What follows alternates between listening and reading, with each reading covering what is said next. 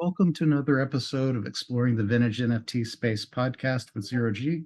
Today, I'm excited to have with me Jeremy Bernal, which is a OG Rare Pepe artist and a artist who makes a go out of it for a living. Thanks for having me on today. Thanks for having me, man.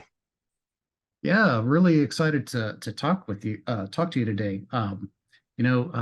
We were talking offline. You've got you're one of the only artists I've talked to that actually does art professionally for a living.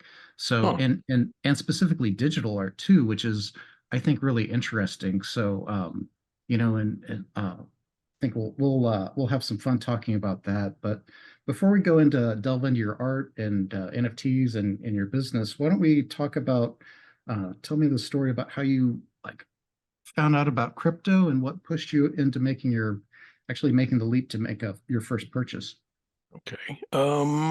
Let's see. My first exposure to crypto was a friend of mine who, I guess he was in a group of kind of anarcho-capitalists that I hung out with, and he said, "Hey, yeah, man, I heard about this thing called Bitcoin that it's supposed to be like a digital money that can't be hacked or messed with. You should look it up." And this was like in the very early days, like before it even had a monetary value. This was like pre-pizza day. Um, Wow. and I started looking into it, and I was like, oh, okay, well, I'll download it and play with it and whatever. And this was back when you could still mine it on a CPU, like pre-GPU even. Wow, that's And so, crazy. yeah, because there was no other way to get them other than to mine them. Oh, And okay. and it was possible to still mine back then. Uh-huh.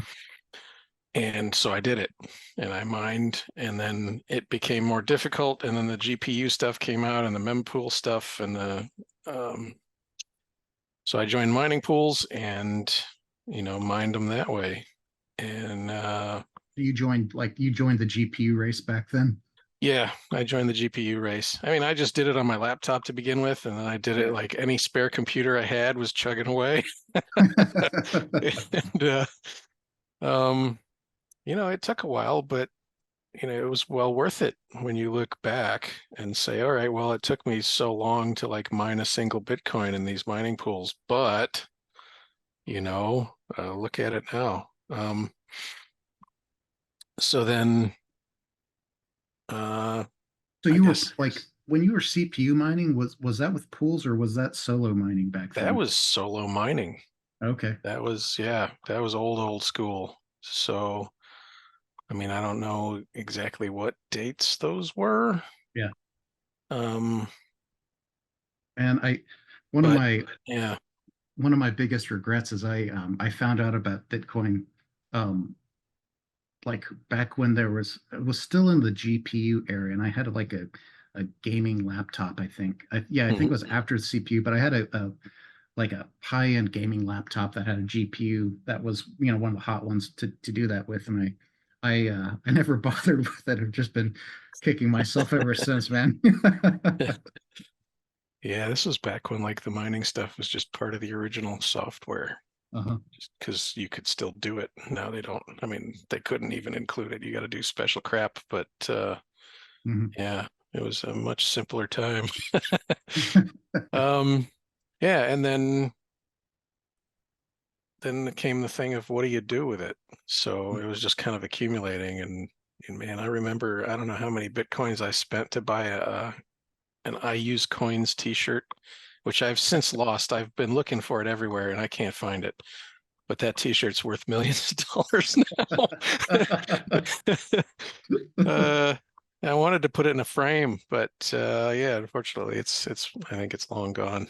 Um, but yeah, then It's kind to get more I would buy some on I bought some on Mt. Gox, and then uh what other exchanges? There's so many exchanges that have come and gone that, you know, I think the exchanges that have come and gone, it's probably in the hundreds now. I think there's a website that keeps track of all the, you yeah, know, I mean, scam exchange deaths and were you and you when you were doing that, I used to use a bunch of old exchanges too. I know I always just I wasn't fancy in trading. I would just buy and then withdraw. Like, were you doing the same thing, or were you trying to like trade and Oh increase no, your stack that no. way? Anytime I've tried to do the day trading thing, it's just been a bunch of stress, and Mhm. I think I've probably ended up just breaking even. You win some, you lose some, and it's like, man, why am I sitting here like a ghoul at 3 in the morning watching charts? And you get your finger like shaking over the click button, and that's no way to live. No, I think the only way to do it is if you have enough money to where what you're trading at doesn't actually like impact your life, you know what I mean? So I think you Oh have to yeah. have, Oh well, I mean, different. Yeah, yeah, it didn't. The yeah, crypto stuff for me was always just kind of fun money, yeah. and something to play with, and um, so yeah. Anyways, so from then on, I just kind of accumulated Bitcoin, and then came I guess the plug-in period when there was a little more adoption and people were setting up like easy pay portals and stuff. So then I started taking website memberships for my pay site in Bitcoin, and people would pay 15 Bitcoin a month for a month subscription for my God. site. And this is back when it was like $1, right? Oh So I my mean, God. it was reasonable, and that accumulated. So, um, and then when it hit $30, I sold half of my stake. And I went on a kick-ass vacation, and yeah, I mean, I look back and would I do it any different? Probably not, because it was fun. But you look back and there's some of those things you're like, man, I shouldn't have done that. But am I still okay? Did I die? No, I'm okay. So it's all good. Um, but yeah, I've Yeah, experienced the full history of all the ups and downs and crazy stuff, and yeah. yeah, it's wild looking back. I didn't get in as early as you, but I have my own regrets about, well, I guess the other thing that people forget now, because it's basically disappeared from I guess the Bitcoin community, is back then the idea was that you'd be able to spend your Bitcoin directly. Like, the whole idea was to have a Bitcoin economy. So, Hmm. I mean, I know I bought physical goods and whatnot with Bitcoin a few times, and again, I could look back and cringe at what I spent on a blender and like I got a GPU water block from a vendor that supports Bitcoin. It's like, of course, it was a terrible decision in retrospect, but really, Yeah. like my the whole idea in ethos was that we would actually, Bitcoin would be spendable, and it would be a Bitcoin economy. And like, Yeah. now And that's kind of been abandoned essentially in the mainstream Bitcoin community. They just view it as a, you know well, eh, what it's kind of set itself up as physical gold, but or not yeah, physical, digital gold. yeah, But the thing is, nobody would have known until we tried it, right? yeah. Mhm. Does it make good day-to-day money? No, it doesn't. Is it a good store of value? Yeah. Is it Yeah, easy to move? Yeah. So it has its place, but how do we find out exactly what its place is until we use it? And we yeah. did, and it took a long time to figure it out, and it's still going to be evolving, right? I mean, and like, not just digital gold, but like, I think for people who are familiar with it, I think it's in practice, it's better than gold in the sense that, if you look back through history, uh, we have long periods where central banks are known to have, in their own FOIA documents, we've proven that central banks, in collusion, like around the world, have openly, or now in the open market, manipulated the price of gold and other currencies in order to support their own regime. Oh, Um, absolutely, and I'm sure they're doing the same thing with Bitcoin. Yeah, well, I mean, the difference is that they are able to play games basically with like the perceived supply of gold Oh yeah. in a lot of methods, and that's something that I think that with these ETFs getting approved any day now, I think they're gonna ramp up with Bitcoin, because it's gonna allow them to do things like naked short and play the banker games to a greater extent with Bitcoin too. Oh yeah, Um, absolutely, and it's going to be just as scammy as gold. Like there's just going to be a lot of garbage paper out there that has Yeah. nothing back in it, right? I mean, that's okay for me, but it's Mhm. I'm never going to buy a Bitcoin ETF. That's just playing with Exactly. fire, you know? But Yeah, great. totally. I mean, I It's think the greater fool theory, you know? anyone who's done any study on the metals markets and currencies kind of knows that you know they're scams, right? You Yeah, know, the emperor has no clothes. yeah, you know, in what was I remember reading about what happened during the that silver situation with the hunts, where they weren't trying to corner the market. They just were trying to build a position, Hmm. and how they broke them, which is again the most corrupt thing in the world because all of these different banks were at the other side of the trade and were getting absolutely murdered. They just changed the Hmm. rules on the exchange and set it to essentially sell only. I mean, Yeah. you know, of course you're like, how would it be any different on these uh, on these other exchanges once once Bitcoin takes off? They'll, you know, like it's a rigged game. You know, you can't Well, win there. they're the gatekeepers and they get to make the Exactly. rules, you know. Yeah, I mean, and once the sufficient amount of liquidity is controlled by on like via their direct control, like yeah, it'll be even worse. But whatever, we can move on. Sorry. Yeah, Um, it's fine. that's just a pet peeve of mine is the whole Oh games they play yeah. with this Oh stuff. yeah. I mean, there's other stuff like especially relating to silver. I was always exploring these alternative currency things. You remember Liberty Dollar? Yeah, I do. Yeah. Yeah. So the Feds seized all my silver and I never get any of it back. No, did you Um, get any compensation for that? Zip. You know, Nothing. that was one of the other things that was infuriating to me is that they use such a preposterous reason for cracking down on them. Oh yeah. It's basically the because he used the term dollar essentially, you Yeah. know, no one ever thought that they were buying like fraudulently buying a US dollar at 15 times or 10 times the price, you know. Right. Yeah. Anyway, sad part of history. They were pretty. The physicals are pretty too. I've been meaning to get a physical Liberty Dollar myself. I should I s- probably get on eBay and I still snag have one. a paper certificate somewhere, but yeah, I never got any of the actual silver ones. I was dealing mainly in their Yeah, digital Liberty dollars. And see, here's part of what, it's one factor that made me mad about that whole situation is that, I was, selling stuff on websites and, I was getting people into this stuff and it felt yeah, good to kind of be opening their eyes, like saying, hey, you don't have to just use a credit card or PayPal or whatever. You can use, oh, don't get me started on PayPal. yeah, But yeah, you could use this alternative stuff, I'll give you a discount if you sign up through Liberty Dollar and it's like just a digital thing and they did and there's a lot of people using it and there was a lot of silver accumulating and the feds freaking stole it all. And man, it still makes me bitter. That was so long ago too, now that I think about it. yeah. You know But uh, the other thing that infuriates me is that the public reason that the reason given to the public that these banking and governments give on cracking down on digital currencies is terrorist financing and money laundering when uh, what do you think they do with American dollars? well, I mean, like again, it takes two brain cells to realize that the history of HSBC was it was incorporated specifically to launder the profits from the opium wars that Hmm. uh, Britain was waging against a sovereign nation, right? And Yeah. same thing if you look back at how all of these terrorist groups like the Mujahideen and all that through those were going through U.S. banks, like the CIA was. I mean, all that stuff is whatever.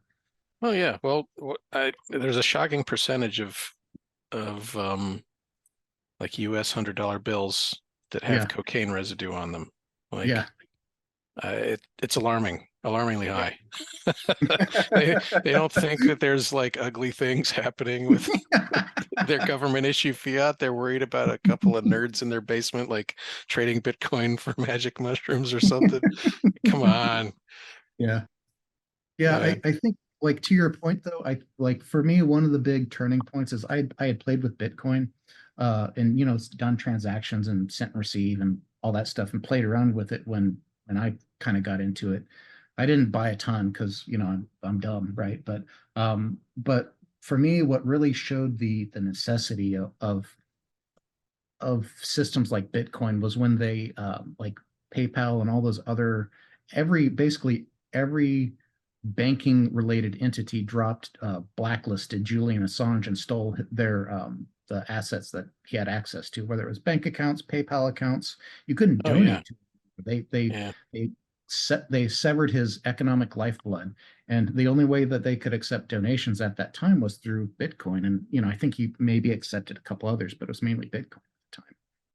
yep. The process of unbanking. It's so Orwellian. Yeah, I mean, I think the last uh, I think what should have awakened a lot more people is that last example was the trucker protest Oh in yeah. Canada. Hmm. I think that was the final uh, like them removing the iron the glove from their iron fist in terms of like you can peacefully protest, well, but we will crush you, right? Like there's Yeah. no actual resistance is going to be allowed. So uh, Yeah. anyway, that's Well, if not for all this scumbaggery, there would like Bitcoin would have no value, right? yeah. So it's a thing you gotta weigh. Yeah, And like yeah, I would like a world without corruption and government boot stomping people, but yeah.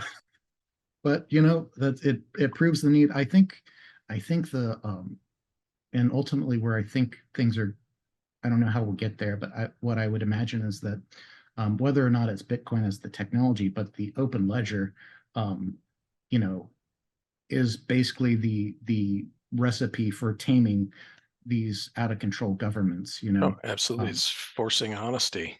yeah, Uh, which is something they've never had before. I mean, they've always promised transparency and honesty, but we never get it. And yeah, especially as it relates to finances, I think it's mhm, fantastic. Um, and yeah, like you said, I don't know if Bitcoin will be the one that shapes everyone up, but it's certainly. I mean, it's already shaped some of them up. Look at El Salvador. yeah. I don't know how many other places are going to make it legal tender. There's talk of happening in Argentina now that Milei is president. Um, A the lot of more the people nefarious. jump on board and see the results of like, wow, what happens if the people actually have a stable currency that they can rely on and know that, the price of bread today is going to be the same as the price of bread tomorrow, like what will be the trickle down effects of that? Yeah, We and the haven't had fact that in a long time. yeah, and the fact that government agencies can't secretly have, black budgets and shadow budgets and all this, like to do the most heinous things that people would be um not just ashamed but outraged at, right? Yeah. So like they wouldn't be able to do all these like fund all these wars and whatnot against the will of the people. Well, yeah, when So they have to be honest about their money, they have to kind of be honest about everything else, don't they? I know, right? How revolutionary. But What I a do think concept. I know, right? Hence why we have all of these corrupt politicians in the US trying to push through this like anti-crypto legislation, right now. Yeah. But no, it's definitely good times. I do think that this is it's a positive, it's one of the biggest breakthroughs for like I guess humanity and society going forward. We just haven't seen it implemented yet, right? So I mean, Yeah. But they're afraid of it. And that yeah, makes me feel good. I know, right? It lets us know we're on the right path. Yeah. But yeah. Well, uh, I guess let's go to the point where so you were in Bitcoin like since the early days. When did you find out about NFTs and counterparty? Okay. Let's see. There's people I was hanging out with in Jacksonville. Sean Leary, I guess he got into Rare Pepes.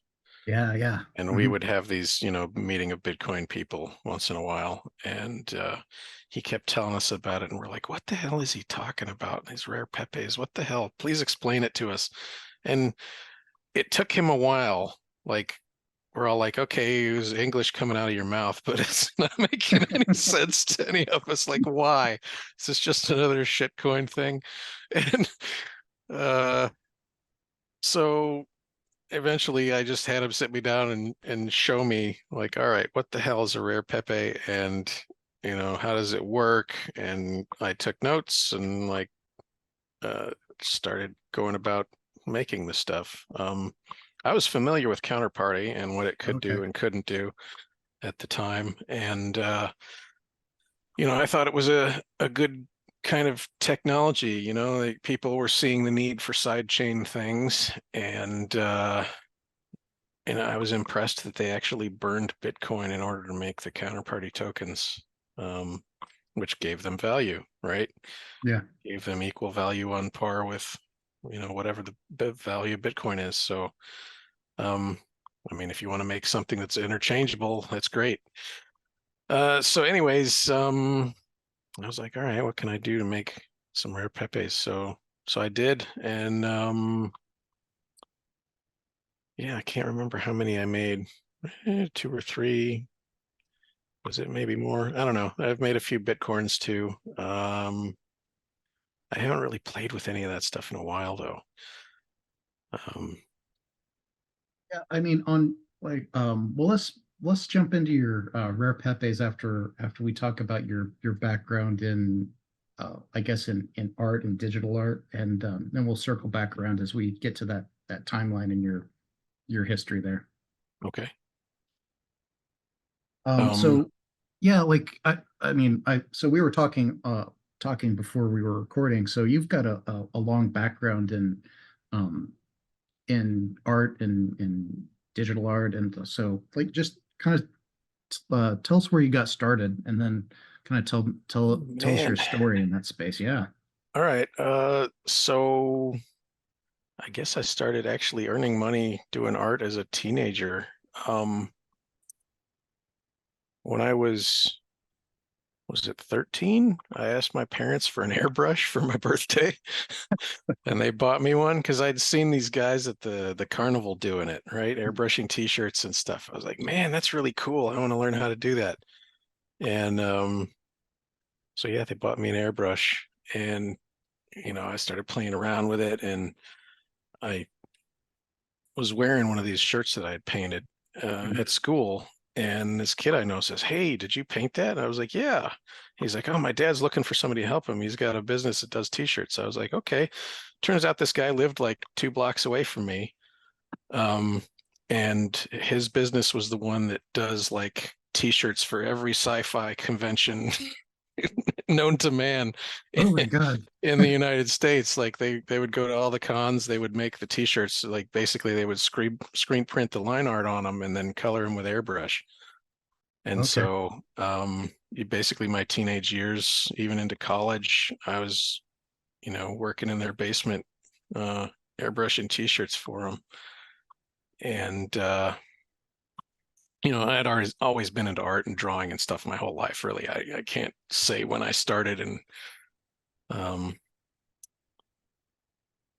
but yeah, I wanted to do animation. So when I got to college, I went to Columbia College in Chicago for their traditional animation program, and I was there for like a year and a half. And that's a school that's taught by people that work in the industries that Hmm. they're teaching a class of. So like the guy teaching an animation class, he sees his students and who's got the talent and who doesn't and whatever. And he's like, "Hey, you want to work at the studio over the summer?" And I'm like, "Hell yeah." So yeah, I got a job in animation when I was like 18 years old, and doing breakfast cereal commercials, and Captain Crunch and Alphabets and Lucky the Leprechaun and all that kind of stuff. And then so it got to a point where there was more work than I had time for school, right? So I had to make a decision. I'm like, all right, well, I'm already kind of doing what I want to do, and I'm making decent money at it, so I'm just gonna drop out. Uh, and so I did. And then like, I don't know, 6 months later, all the studios closed down and all the work went over to Korea. And Oh no. I was like, huh, what am I gonna do? And yeah, at this point I was like 20, I think. And so basically my mom told me, all right, well, you got to get a job or you got to go back to school. And so I was like, all right, I'll try to find a job. And sure enough, I found a job at doing art for video games. Hey, So I did that for various studios here and there and everywhere for the next 7 years or so. Um, and the last straw was Hasbro. Well, that wasn't the last studio I worked for, but that was the one that got me into thinking, all right, I got to figure out something else to do because I'm tired of getting laid off and having to find a new job every year and a half, 2 years. Um, so yeah, I used the severance money from Hasbro to start sexyfur.com, which was a pay site for all my art that was kind of furry oriented. Um, and then within a month of me starting that site, it was basically making me the same as my day job. well, that's Um, awesome. yeah. So, but I was terrified to quit my day job, right? So I continued to do that for like another 3 years, um, until my bullshit tolerance became so low that I was like, you know what? Yeah, I'm just gonna keep doing my own thing. Yeah, So, because that's a huge leap to go fully independent, you know. I mean, absolutely, yeah, it's terrifying. And looking back, I can't really think of why it was terrifying. It's just because it's such a deviation from everything you've known to become comfortable with, um, like a steady paycheck or whatever. And even though I've been doing it for years, it's like, and it kept growing. Um, I was still like terrified to like, unplug the umbilical cord, right? Um, but yeah, I'm so glad I did. Anyways, that was 2000 when I started that website, and it's been going for 23 years at this point. It's probably one of the oldest adult websites on the internet at this point. that's Um, awesome. yeah. So let's see what else art wise. Um, yeah, really. I mean, I'm still doing that. Um, I've since kind of diversified a little bit into doing Patreon, which, it's the same kind of content. It's just a different sales channel. Oh, okay. So it's Um, basically the same content instead of using. I haven't used Patreon myself before, so you have like your pro website, but Patreon is just another basically gateway into your content type. Is that kind of yeah, how that it's works? Yeah. it's I mean, honestly, it's a paywall, but the thing is they provide you stuff that, you wouldn't normally have in just like, okay, your website, it's been built from the ground up with Hmm. 23 years of content to just Yeah. basically say, all right, click this and get the big picture, right? Yeah. Click a thumbnail, get a full size picture. And, I've been trying to change the architecture slowly to provide kind of more stuff so they can get the sketch of an image and then the color Hmm. image and then like, anything else related to it in like a kind of more bloggy format. Hmm. But man, the time you got to spend to get that all built, especially with the database that big and old, it's a lot of work. Um, Oh, wow. I and didn't think about yeah having to serve that kind of content. So you've got to like you do you use a relational database to store that, or how are you dealing with all oh that? man, the eggheads would have to talk to you about that. Oh, okay. Yeah. No worries. I'm It's just big. I mean, I understand a lot about how software stuff works, but I've never been a good coder. Yeah. So I'm like, yeah, I get it. I can talk with a programmer and like we can get something that works, but I'm not like a super technical Sure. uh, person. Um, but yeah, Patreon is a little more flexible than that. Um, Basically because you kind of control your various different channels of communication with your fans, and Mhm. you can say, all right, well, this is the Dropbox, and it basically makes it easier to organize who's paid and who hasn't, Yeah. and who to give access to what, and so that works. Yeah. I Either mean, and I guess kind of stepping back a bit. So what, like, this turned into like a full-time gig, but how did you get the idea to like one start a like the NSFW like Okay. website? Yeah. So How that did goes that come back to, we'll go back in time to when I was still doing t-shirts about? in high school. So I was always drawing this furry stuff before I even knew what it was, and before this was pre-internet. Um, Mhm. it's probably came from like wanting to be an animator and learning how to draw that kind of style stuff. Um, so I was drawing it, not necessarily the porny stuff, but you know, uh, I would go to comic conventions Mhm. and you see other artists and what they're doing, and you become friends with these people that drew the similar kind of stuff, and you'd exchange information, and then so there kind of evolved this, I don't know, small press. I guess they called them zines, Z-I-N-E. It was like a kind of a small press, homemade comic book culture. I don't know if that kind of thing still exists because I haven't been to a Comic Con in probably 20 some years. Um, but yeah, you'd get to know people, and there was sort of this underground, not just, you know, creator to customer scene, but creator to creator scene.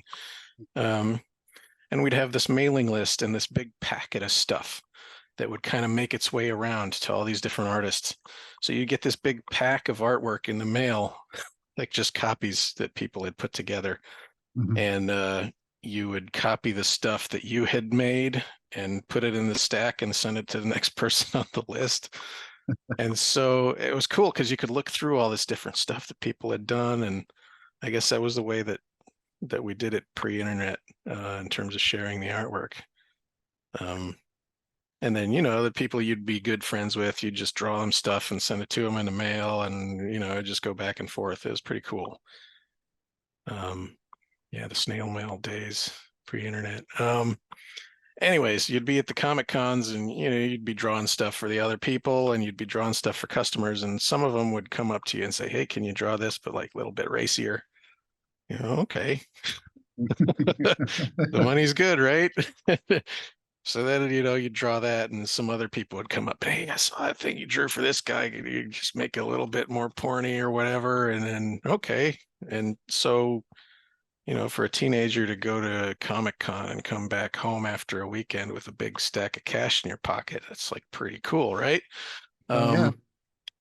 So then, yeah, I just kind of did that in the background now and then, mainly because you got this sort of art share culture going around between other people that draw the stuff, and then you have the Comic Cons to look forward to.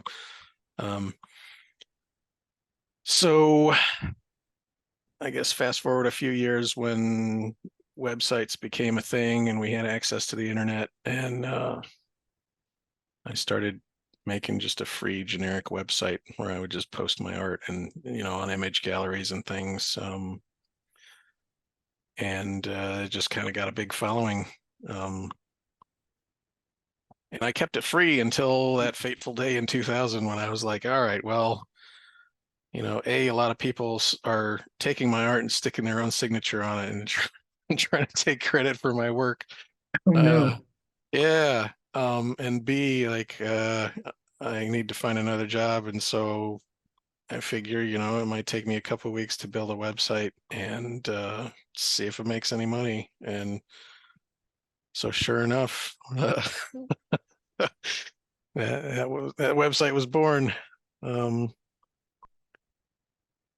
Yeah, so yeah, that's that's pretty awesome that you were able to again make a go out of how like was this how much time were you spending like making this content for your this was a side hustle at the time really until you yeah, it was a side hustle at the time. And, honestly, I still make about the same amount of content now that I did then. It's basically about one full color illustration every week. okay. Um, I think back then I probably could have done more, but nowadays, I've got so much other stuff happening in my life that finding the time to finish one full illustration a week is getting a little tough. Um, but yeah, uh, So I've been making almost a full illustration every week without fail for 20 some years. That's a long time, man, to be Uh, doing anything. And yeah. I thought it was an interesting subject too, since like the NFT scene came a lot later, and like selling digital art is something that very few people have been able to, you know, make a career out of. So you're in a very small, a small It's circle of people who've been able to pull that off. um I think it was easier back then, honestly. I wouldn't want to have to start doing it now. Hmm. I'm glad I'm kind of still riding that momentum. Hmm. Um, and I think mainly because there's just so many other people doing it. Um, since Patreon made it easy for anybody to Oh set up yeah. and set up shop and start taking money for it. Yeah, got It it. Since has, they don't have to set up, they don't have to go through all the process of standing up your own pay site. Because like you yeah. said back then, it was kind of a bigger deal. Most people were basically paying pros to like spin up their website and Oh handle all yeah, that. back then it was easy to do it yourself in terms of traffic and marketing and all that. Like Mhm. it was a piece of cake to stay on top. And now, man, it's just you're constantly drowning not only in all the competition, but the ever-changing rules of SEO and it's becoming basically impossible to even stay on the front page of any search engine. So like you spent so much money trying to do that and you just kind of have to give up at some point. Um, yeah, because I can't afford to pay somebody to do that for me anymore. And I don't have the time to do it myself. It's just, standing out among all the noise. It's tough now. And yeah, if I had to start new now, I can't imagine how I would do it. I Yeah, see that. other artists that they've been doing it for much less time and they have a huge following, like ridiculous following. Like they know how to Mhm. market the shit out of themselves on Twitter and Mhm.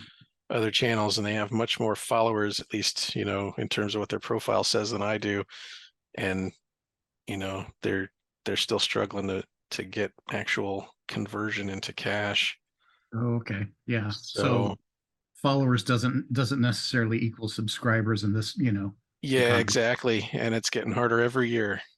So yeah. Yeah, I also thought it was interesting that the fact that I didn't know that I assumed that the furry thing came about from the internet, like that subculture.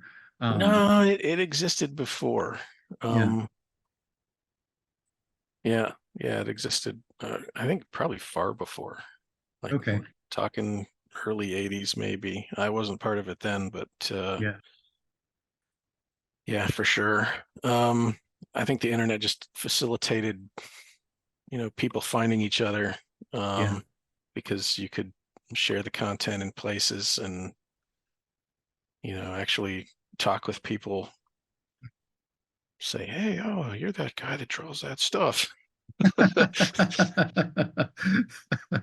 Yeah, that so you had already been doing this as your main gig whenever you stumbled across the Rare Pepes and the NFT scene back then, Oh, right? yeah, yeah, yeah, for sure. So, um, part of what struck me as unique about NFTs was, digital scarcity.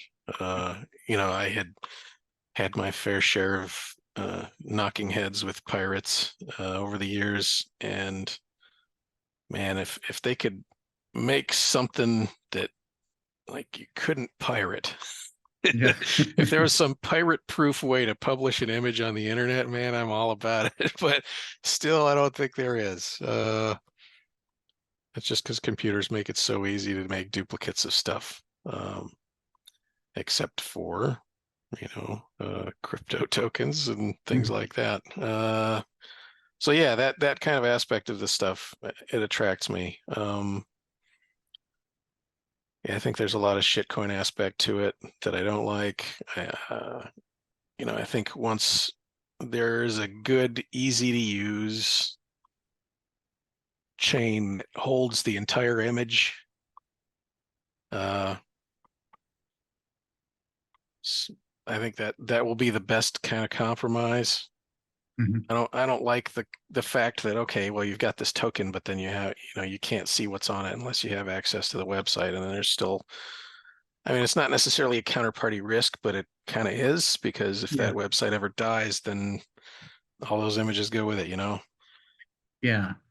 Yeah, Um, I mean, and still, I mean, this is years later after you were playing around with the counterparty stuff. Still, the interfaces and everything, like the user tools and wallets and stuff. oh, They're it's so wonky. Like you have to know what you're doing with all this stuff before you even get your feet wet in it. yeah. I mean, And that's going I to think turn off a lot of artists, because art people aren't necessarily, they don't really have that engineer in their head that can mhm. figure that stuff out. Yeah, I mean, I look at even today, like one of the most popular chains for NFTs is still Ethereum, and Ugh. it's still even knowing what even being a like pretty sophisticated with crypto, there's certain like unless they format it a certain way, there's a lot of times where you don't even really understand what the hell you're signing. And Yeah. if you're not careful, and you don't have to be that you don't have to make that big of like quote unquote that big a mistake to basically lose everything, So Mhm. I don't know, like explaining to normies that they have to have multiple different wallets just to keep their risk down is it's yeah, I don't I would just imagine that for like really mainstream adoption, we'll have another level of sophistication or ease of use for new users because it's Yeah. kind of a big leap right now still. Yeah, I think so. Um, and I know there's groups of people looking to make it easier, and they're looking to, I guess the more people are into it, that's cool. It wasn't even called an NFT back then. When I heard the word NFT, I'm like, what the fuck is an NFT? Like, I'd already been doing it with the Rare Pepes and stuff, and they're like, it's Well, a when non-fungible token. Like, what's that? Explain. And then, yeah, oh man. So I pulled up your profile on Pepe.wtf, and it shows that you have, I don't know if this is comprehensive because sometimes it's not thorough, but it shows that you created like the C3 Pepe and calm hold Pepe for rare Pepes. And then that you There had, might be some others. Let me see. Let me yeah, find my wallet here and look through the list. I wish there was a way to sort also in these wallets, like by what you made and what you've traded with other people.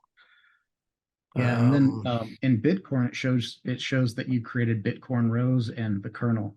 So, I've got a few other ones that I never okay. messed with in there too. Let's see. Go down through that. There's the Bitcorn Rose. Calm Hold Pepe, C3 Pepe. There was another one that was that the, oh, that's Calm Hold Pepe. Uh, there's the kernel. A lot of these I don't even know what they're from. You got like some people like they hit me up and they're like, "Hey man, you trade me some of those Bitcoin Rose cards. I've got a whole bunch of stuff." I'm like, "Well, what do you have that I don't have?" Because I don't want like 100 more of the same old stuff. I kind of like having a big pile of assorted different things. There's the kernel again. I thought I made more than that. Huh. Well, if you think about it later on, we can just Yeah, talk about it to the end of this. But I could swear there was at least more rare Pepes that I made, but I don't know. I could be hallucinating here. it could be used a different wallet too. No, this is the You know, same one I've used. Yeah, I don't know. But yeah, I mean, I've made a couple, and it's been fun. yeah, I might. I noticed that I'm a collector myself, and I've tried to keep, like I've tried to build as big a collection as I could, and I hadn't seen these move and trade until recently, the C3 Pepe and Calm Hold Pepe. So that's what got my attention. I was like, wow, maybe this person's actually still around.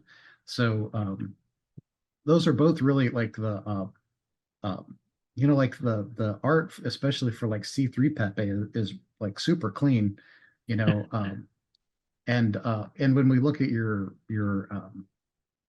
Bitcoin too, like the Bitcoin rose again, that looks like, well, it makes sense that it looks like a pro image because you were doing art professionally. So um Yeah, I look and at I this also now. Yeah, I look at this now. I'm like, oh man, I could do so much better if I redid it. uh, I also just loved how clean the kernel came out too, man. That's really good too. I think that's one of my favorite ones, the kernel. Looking at these now, I don't know. It just always makes me laugh. So I mean, when you created these, so was this kind of an experiment for you to just to see how this whole technology would work and Yeah. yeah. Well, Sean talked me into it, and I was like, yeah, that's fine. I wasn't looking to make any money in it, you Yeah. know. Like he was always talking, oh, you got to make a ton of these things, man. I am making so much money on these Rare Pepes. I'm like, dude, it's a shit coin. It's gonna stop someday. But yeah, I mean, The wave it's of the fun future, to, buddy. yeah, it's the wave of the future. Um, yeah, it's a fun kind of tech toy to play with. Uh, but yeah, I think part of what stopped me from doing it is, you know, the the decks became kind of a pain to work with, and it was always like trying to make something, and then it would say, oh, well, you can't move that because you don't have this, and it's going to take this much in transaction fees, which is like 10 times what the cost is to make the card. Yeah. And uh, you got to pick your times when the transaction fees are like nothing to make any of this stuff. So I Yeah. don't know if I can't just make it when I feel like making it. Yeah, it If it loses if the it becomes an appeal. obstacle, right? It's got to be easy to do. Like just like we were talking, Mhm. even though I know how to do it, like some of that stuff holds me back from making more. Yeah, it's become and recently, with this like what looks like a bull run that's been going on. We've seen Bitcoin fees already surpass what they did in 2017, Mhm. where like I saw the estimated fee to send a single transaction was like $70 or something. I Oh mean, wow, really? oh I yeah, haven't. yeah. Wow. That was recently too. That was like a week or two ago, maybe three. So Is it because people are spamming the network? yeah, people are trading these other. Uh, What they're doing is they're creating these other types of shit coins on Bitcoin, and so they've got an economic and some of these they have these ordinal shit coins where like the design is so terrible that they're like to do all of these functions requires a ton of on-chain transactions. So mm, it's just eating up all the block space in this like creating and trading and buying and selling of these on-chain shit coins. So that's well, I just mean, yeah. that is the cure for shit coins is high transaction costs. The Pretty cure much. for high prices is high prices, right? So Yeah. yeah, I mean that kind of thing is what's going to make or break a shit coin. It's kind of an automatic, unforeseen defense. Yeah, I mean, to me, I we're this is a big experiment that people are engaged in on Bitcoin. But my like kind of what I would suspect at the moment is like long term, I would imagine that the novelty of shit coins on Bitcoin will probably, to retain any large market cap. It doesn't have to be a stock or I mean a crypto, but any anything that's traded has to maintain buying pressure in order in order to maintain its market cap. Otherwise, it'll just bleed out. Yeah, And I'm kind of circumspect that these like Bitcoin shit coins are probably gonna. I don't. I'm circumspect that they'll bleed out over time. That is kind of another one of those fads. yeah, I mean, yeah, absolutely. time will tell, but I'm kind of watching this from the sidelines. I do think some of the tech that they've been using is interesting and is valuable though, in terms of being able to like, part of what they can do now is you can inscribe images directly into the Bitcoin block, right? See, So that would be yeah. cool. So yeah, what you can do is there's two different main texts that they're using right now. They have the ordinals that's inscribing it into the witness data that came out after SegWit and then was rolled out, and then the other one is using um, stamps, which is using traditional UXTOs and is unprunable there. Hmm. So I think those are like, the technology is super cool. I think kind of like the novelty of the shitcoin stuff. I think is pretty tough to personally. It's pretty tough for me to imagine and justify $1 billion market cap on a a shitcoin on Bitcoin just for the purpose of having a shitcoin on Bitcoin. I mean, Yeah. who Well, knows? Like, when it yeah. costs more to move it than it's worth, then I think you can call it a dead shit coin. So, I mean, we'll see. The like, dumber things have happened, right? So, and Yeah. I've been wrong a million times, but yeah, we hit over $70 for a single transaction. So, um, it really hurts the counterparty ecosystem when there's a lot of assets and things you want to do. Like, you can't really justify send even if, like, even as an artist, I have a couple cards that I created. I can't justify like spending $100 to just to give away one of my cards to someone else, right? Yeah. So Well, what is anybody considering making some of this stuff work on Lightning? yeah, so at least currently the counterparty stuff isn't compatible with Lightning. I Right. don't know I don't know if they'll be able to make that work in the future, but as of right now, it doesn't work. Mm. um I know that you can do like similar types of things on Liquid, but no one's really using Liquid right now. And that's kind of That- like, I mean, I yeah. don't consider that a real chain since it's, corporate, right? So, I um, think the greed of shitcoinery will attract somebody eventually. yeah. it's, it's inevitable. And the other thing too is a lot of a lot of the shit coining, like, it can be super manipulated in the sense that it's like, some people, either existing whales or some people have become whales off of shit coining. They're sophisticated enough to where they can spoof a market and like, in order to basically create a shitcoin casino out of nowhere, like, because volume begets volume and attention, right? So Yeah. I think we might have seen that happen with, like, in recently in Solana. There's been this like shitcoin explosion trading on Solana, which is a good place for it since it has high TPS and low fees, at least right now. So, I think that might have helped take some of the pressure off of the Bitcoin stuff. But yeah, it'll be interesting to see how this plays out, because I know I've been a little bit concerned myself about the future of trading some of these counterparty assets on Bitcoin, like, by normal collectors, in the sense that you know, so far, no one's seriously talking about increasing the L1 TPS on Bitcoin. And,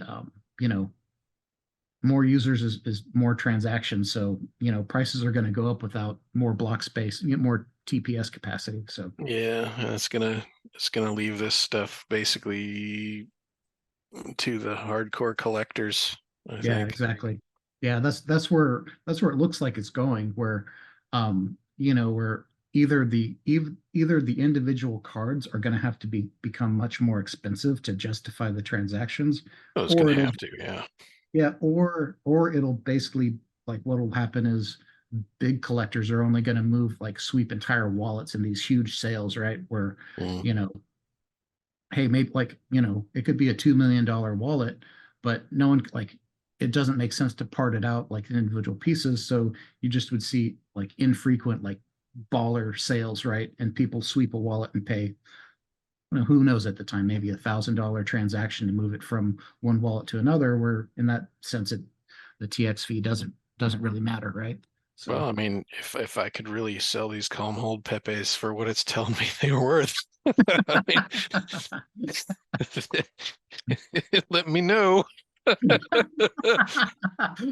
it's funny too. I created a couple of fake rares and some other counterparty things, and it's kind of humbling, like putting something out there and just seeing like what happens in the market too. So it's a super liquid market right now. So it's Yeah, definitely humbling. I don't know how much it would cost him to actually buy these, but because then they'd have to move them. Yeah. So for your rare Pepes, both of yours are 1,000 supplied. Was there any reason you just chose to go with 1,000 or versus any other supply I, at the time? I I think I was just like, all right, just verbatim copying down what Sean told me to do because I didn't know what I was doing. Okay. Like issuance, 1,000, sure, why not? Um, I still think I've got like 600 or 700 left of those. Yeah, Oh, cool. Yeah, and so I'm assuming back then you just put a bunch out on the decks and traded some, and yeah. It's yeah, mainly just been kind of trading here and there with people. Like once in a while, I get a message on Telegram, hey, you still got some of those things? I'm like, sure, let's see if we can move them.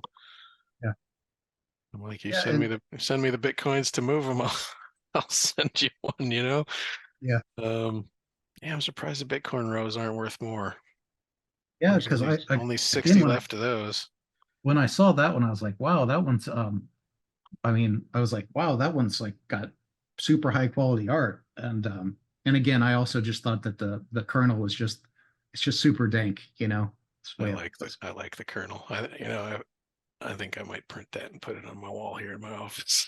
I haven't seen it in a long time. I really haven't looked through this much. Yeah, man.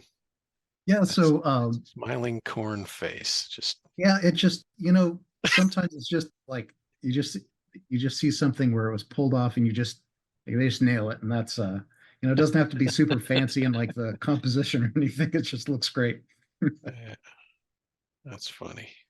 Yeah, so you basically after the transaction fees like went up, you kind of like I'm assuming you just weren't really paying attention and kind of moved on with the rest of your art Yeah, career and yeah, hustle. yeah. Like I said, I mean, I haven't opened this wallet in months. And I mean, Yes. if it were cheaper to make them and it were easier, like I said, I'd probably make more. Mhm. Um, Yeah, they've got some newer projects that you can try and join. Like I did, there's a fake rares, which is kind of like this like a, almost like a continuation of rare Pepe's. There's dank rares, which is also really great. There's a couple other ones too. There's like one that's Wojak based. And there's one on the I don't know, there's tons of projects out on Counterparty that are um that are still active right now. So um anyway, it's a good time. yeah, send me a list of them. I'll check some out. Yeah, sure. Yeah, I've got cards in some of them too, so I can tell you what the process is like too. Some of them aren't expensive at all. So Yeah, I mean, I'm always looking for little things to play with, and like especially if it's something I can use pre-existing art for, and yeah. just kind of plug it in and play around with it. Like that'd be pretty cool. Yeah, most of them, as long as it's original art, that hasn't been published previously, you're good to go. Or isn't stamped out by an AI. Yeah. Yeah, bring that up. As a professional artist yourself, what's been what's been your view and your takeaway with this kind of emergence Man, of this AI you stuff? know, half of me is like I've already been replaced because you look at what it can do and it's amazing. Uh, and you're like, this is the worst it's ever going to be. Mhm. And look how quick it's evolved and look how quick it's learned to make like amazing art that can duplicate and replace basically anybody's style. I think you can feed it 20 images before it kind of understands a style from somebody, Mhm. and then yeah, you can say paint Darth Vader's portrait like Van Gogh and it'll do it, and it's amazing. So yeah, looking down the road, I'm like, I'm irrelevant. Uh, I grow more irrelevant every day as this technology increases. So what should I do? I can't fight it. Like, people want quick access to cheap garbage. They don't, there are people who care about the artists and the art, and they want quality stuff that they know has been made by hand, but they're so rare and so few and far between. The average person wants to just sit down and be entertained and not have it cost a lot. So it does not bode well for the future of artists, honestly. It's kind of downright depressing when I think about it. So yeah, part of me wants to like just retire and go Amish and throw in the towel, and then part of me wants to like embrace it and say, fuck it. I want to like, train my own private AI to stamp out stuff that looks exactly like the stuff I make and like put somebody else's name on it and like, make a fake artist profile and make them insanely successful because they can stamp out 100 pictures a day and like just be a disgusting uh you know unscrupulous capitalist about it. uh I don't know. I mean, like, well, it's already impacting your like, the artist scene. There's a lot of other people where, we can see the writing on the wall too, where it's not too much further before it's going to start eating our lunch too. So, Yeah, you and know, I think the only saving grace right now is most of these services won't make adult work, yeah, but somebody will jailbreak it and then it's all over.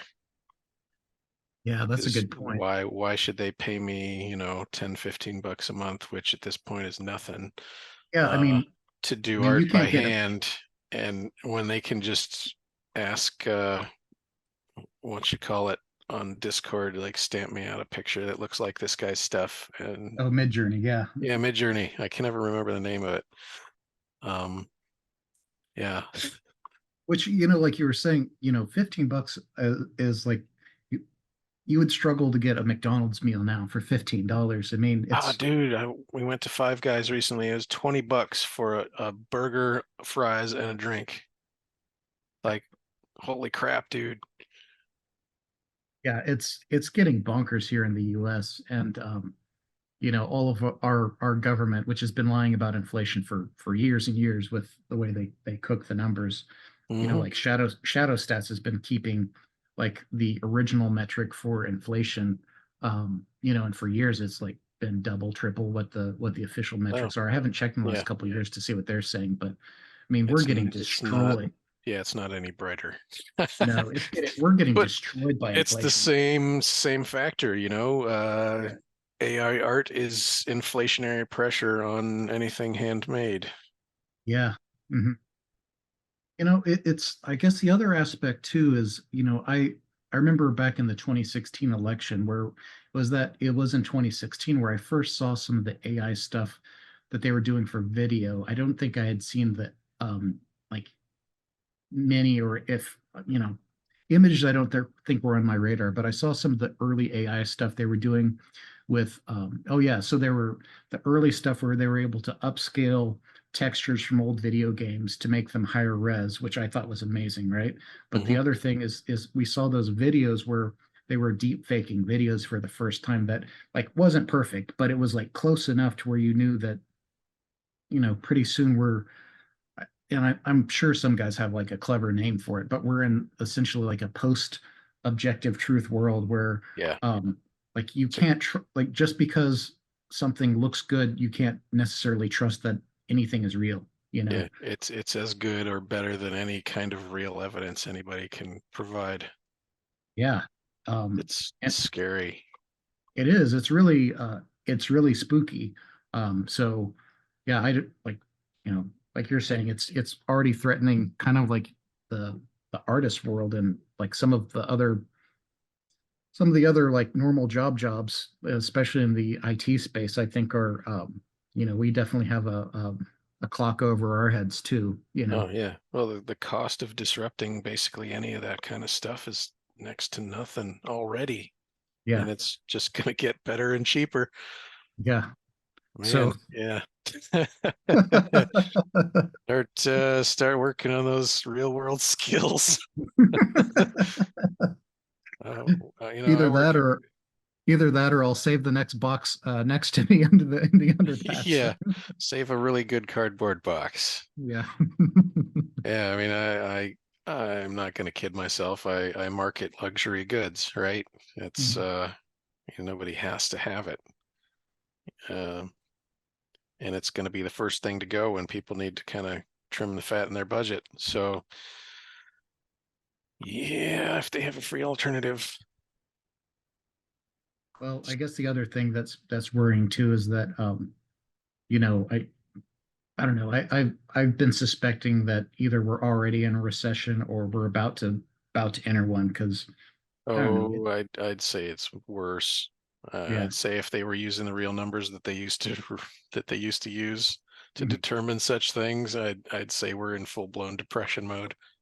Yeah, I would say the same thing because I don't know, people are really struggling out there, and you know, the inflation, while it hurts people like you and me a lot, there's like what's even crazier is in the U.S. I think I saw a figure the other day that the average adult income is something in the neighborhood of like 40 or $45,000 a year, Hmm. which when you like the cost of living, you know, when you don't have any like when you only have $500 disposable income a month, like the inflation like takes that away so much fast. I mean, Oh everyone's getting yeah. destroyed, but Oh yeah, yeah. it's ugly. Yep. Just a little hike in interest rates, man. That's all it takes to like just sweep an entire swath of the population into poverty. Yeah. So I don't know. So it's hoping for the best and grateful Yeah. that, you know, I'm not already in that cardboard box. Yeah. Concentrate on eliminating as much debt as you can. Yeah, Try to that's what keep I'm your head focused above on. water. Yeah. Yeah. Hey, maybe one day I'll you know, eventually I'd like to have a my own place, kind of a rural place with a little bit of acreage and, you know, be somewhat self-sufficient, right? Not I would never be 100%, but you know. We're working on it. I mean, yeah. So we've got, I mean, cattle and chickens and pigs. So we haven't bought meat at the store in years, which is really nice. Um, we're working on the garden aspect of it. We don't really have green thumbs here yet. Yeah. So do you use Uh, a like you use a process, is there a local processor you take your livestock to for your so cattle? the chickens we do ourselves. Uh-huh. And the pigs we could probably do ourselves. We have kunis and they're kind of smaller than, they only get up to a couple 100 pounds. Um, so we could probably do them ourselves. The cattle, um, and again, we chose a smaller breed of cattle. They're Dexters. So if we had to, we could probably do those ourselves too. Um, but yeah, that's a lot of work and it doesn't really cost a whole heck of a lot to go and take it to a butcher and or a slaughterhouse rather and have them do it. So that's what we do with Mhm. the pigs and the cattle. And there's a place just 5 miles down the road. And it's owned by one of the county commissioners. Their family's been here for Mhm. forever. Uh, it's kind of nice living in a rural area where, like, you need a building permit. You go to the tractor supply where the guy works and you say, "Hey, dude, I need this thing."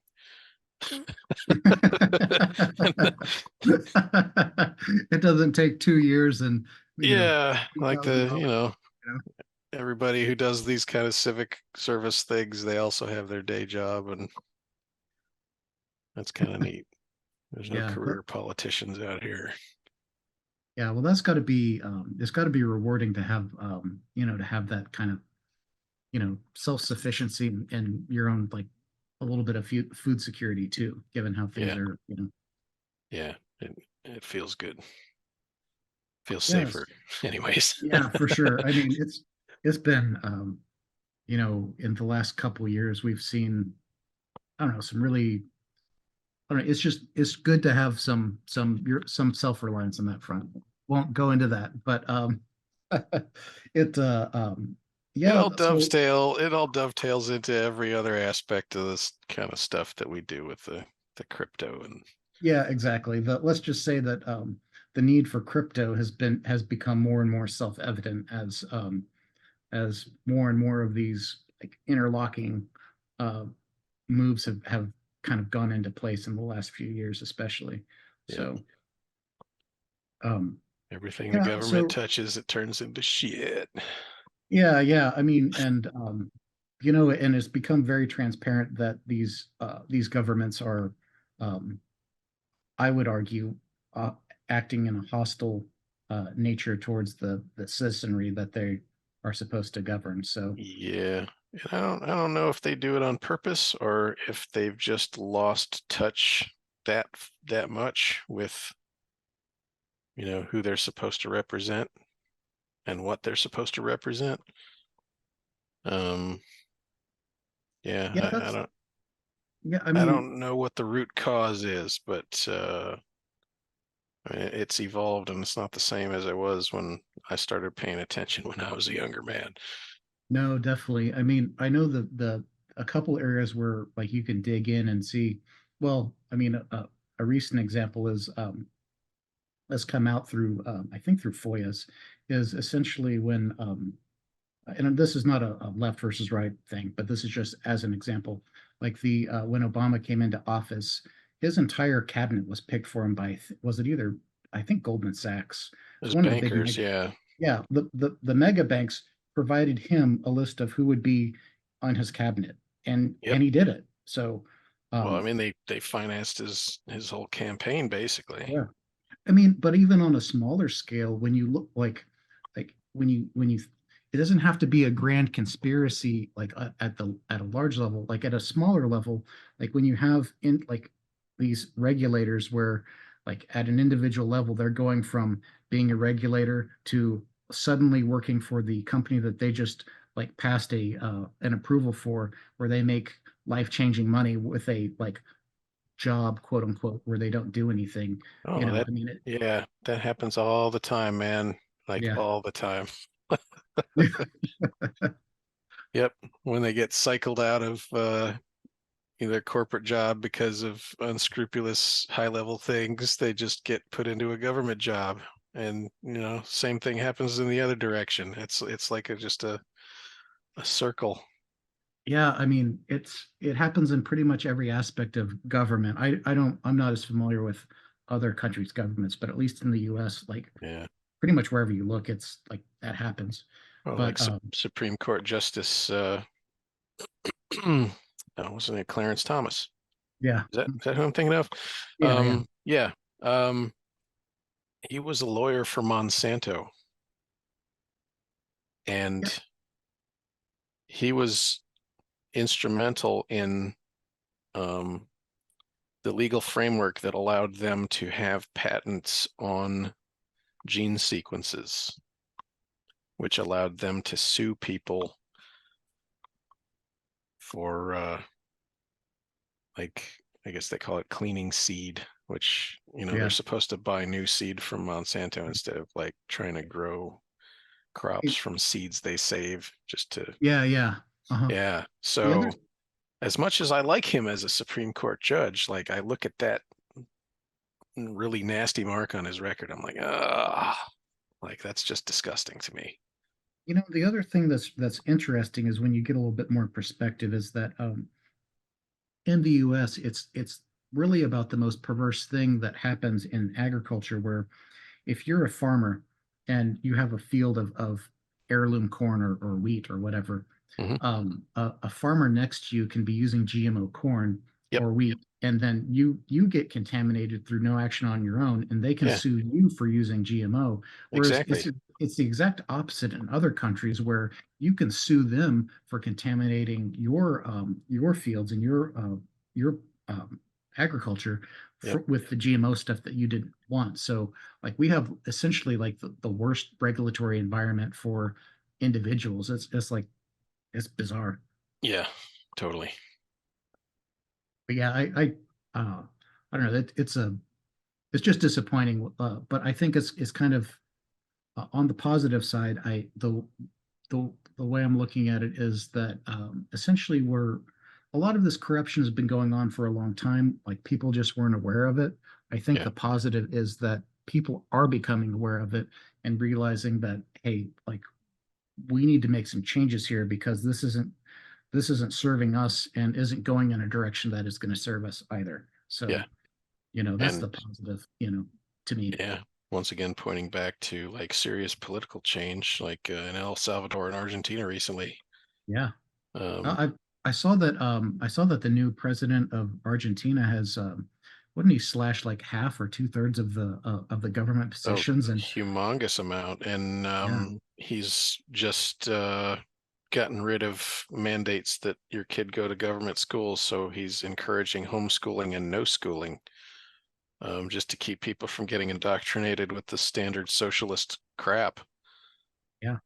I mean Um, it's great. The other thing it's like even more amazing is that you know for the longest time, like foreign policy by the US, one of the main goals is to prevent any alternatives from being successful by hook or crook.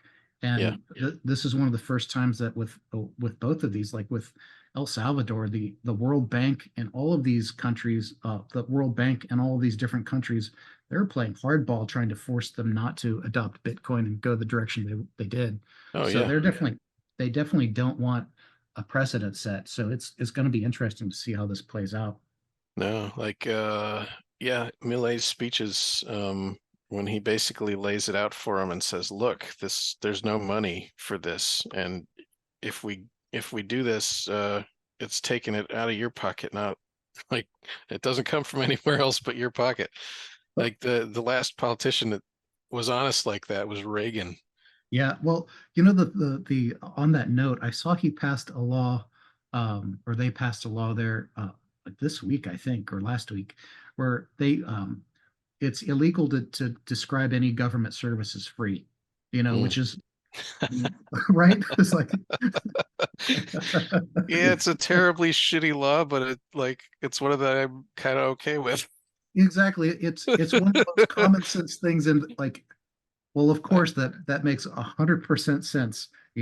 I yeah, mean, I mean, yeah, if you're gonna abridge free speech, you should do it in that way. well, I mean, think about it. It was like truth in advertising, but for the government, right? You know? Wow, man, what a concept. Yeah.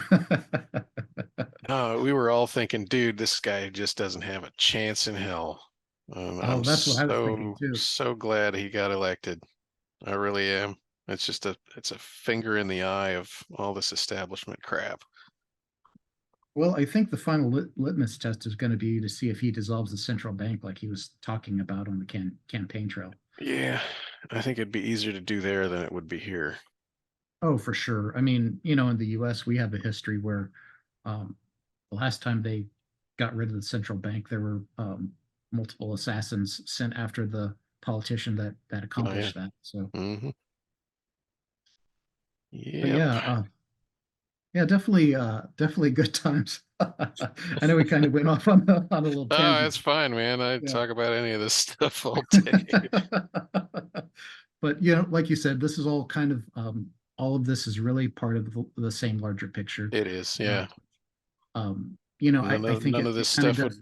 none of this crypto stuff would be around, or like I said, it wouldn't have any value if we had honest, real money and honest politicians. Yeah, so I think it would be a disservice to pretend that all of these aspects didn't exist because it's part of, like you said, it's part of the reason why it exists and why it remains important. It's not like in the since 2009 when Bitcoin was created that all these governments got honest, right? Hmm.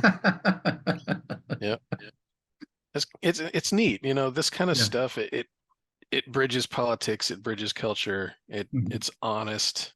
Um, I think like it's just crypto's fascinating, excellent stuff. And I can at least say for myself that uh,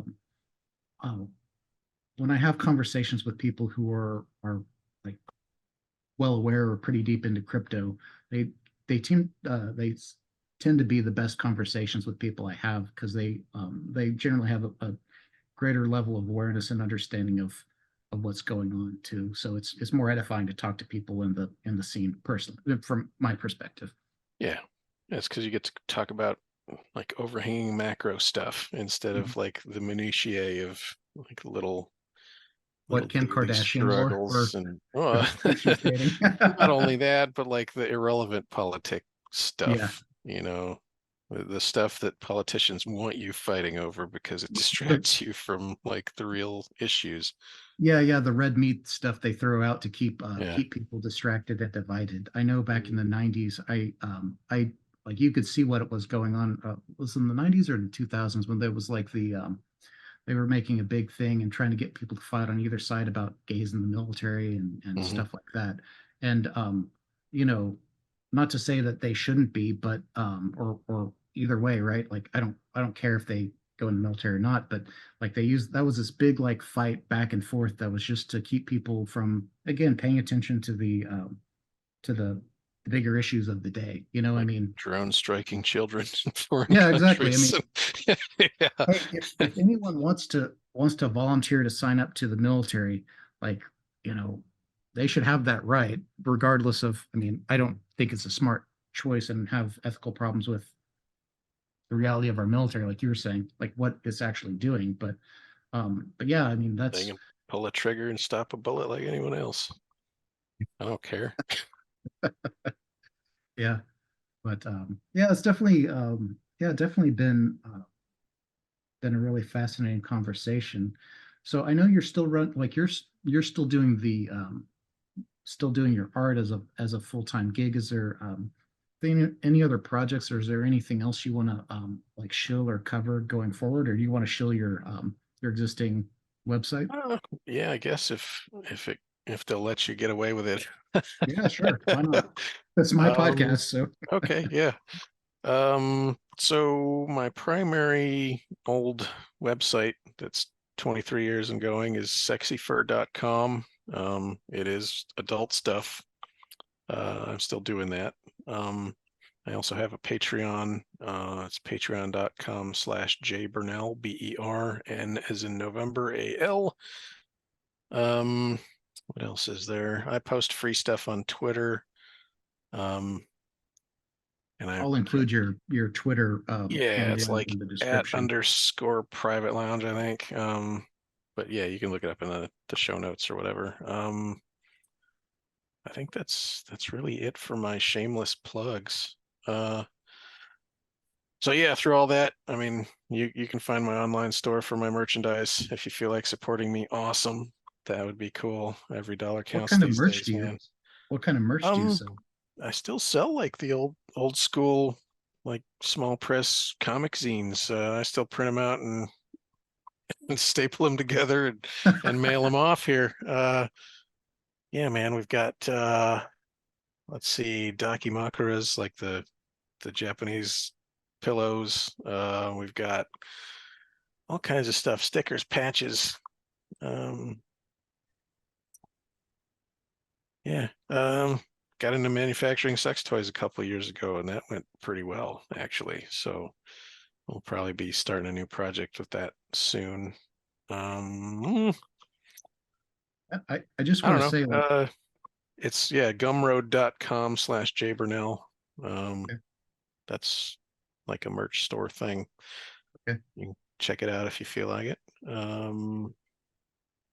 Sorry, you were saying something? I was just going to say, I just think it's really, it takes a lot of courage to actually go out on your own and make a go out of it um, instead of like continuing to do the corporate thing. So, I mean, I think that's incredible. Able to make a career out of this stuff. You know, It's worth it. Don't be as terrified as I was, and don't waste 3 years of your life continuing to toil for the man. Uh, yeah, I you know I wish sometimes I would have quit earlier because I could have done a lot more. But yeah, it is what it is, right? yeah. I mean, hindsight is 2020. Yeah, hindsight's 2020. But yeah, just don't be afraid to do your own thing. Uh, the worst that you can do is fail, and you know, you don't learn from success, you learn from failure. So try stuff. Try everything on the side, you know. 1,000,001 get rich quick schemes in your free time. Something will stick. Yeah, well, and I guess the other thing I'd say is, I know you didn't make a ton of money or anything off your Rare Pepes and Bitcoin or anything, but I do think that, like being involved in these, like those are some, to me, like Rare Pepes is one of the most important, like early NFT projects. I think that gives you a lot of credence as a or credibility as an artist as well going forward. So that can only help. Cool. Yeah, man. But yeah, like I said, if anybody wants to buy all this Rare Pepes,